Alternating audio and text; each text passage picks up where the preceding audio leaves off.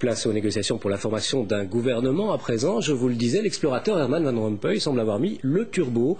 Nous verrons dans un instant ce qu'en pensent les principaux négociateurs. Il y en a un, en tout cas, qui ne semble pas décidé à baisser la garde. C'est le président du FDF, Olivier Maguin. Nous le rejoignons en duplex. Olivier Maguin, bonjour. Bonjour. Alors au moment où les choses semblent enfin prendre meilleure tournure, vous revenez avec le refrain bien connu qui fâche au nord du pays. Si les Flamands sont demandeurs, ils doivent être les payeurs. J'ai rappelé d'abord une règle qu'ils nous ont imposée souvent lors de précédentes négociations institutionnelles. En 2001, certains francophones, peut-être de manière un peu hasardeuse ailleurs, ont demandé un refinancement de la communauté française.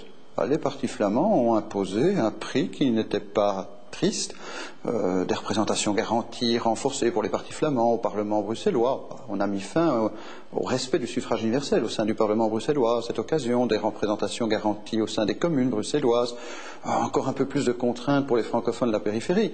Donc, pendant de longues années, les partis francophones ont un peu couru derrière des demandes et ont payé le prix de leurs demandes. Pour une fois, les francophones ne sont pas demandeurs, ce sont les partis flamands qui le sont. Il y a un prix à payer, mais tout simplement un prix à payer pour faire en sorte qu'un débat institutionnel ne se fasse pas sur la base des seules exigences des partis flamands. Et nous avons des exigences fortes pour Bruxelles et la périphérie. Alors Olivier Maguin, en disant cela, vous n'avez pas le sentiment de jeter de l'huile sur le feu? Vous savez, cette semaine, on a connu au Parlement fédéral le début d'un processus unilatéral de la part des partis flamands de mettre en discussion les propositions de loi sur la scission de Bruxelles à Vilvoorde.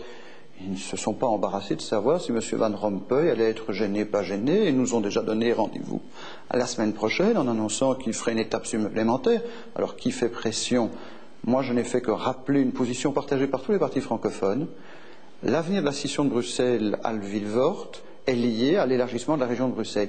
Et qu'on soit bien conscient que quand on aurait accepté la scission de Bruxelles à Vilvoorde sans cette contrepartie d'élargissement, on aura précipité le pays vers le séparatisme. En somme, cet arrondissement qui dépasse les limites de Bruxelles permet aussi de sauvegarder l'unité du pays.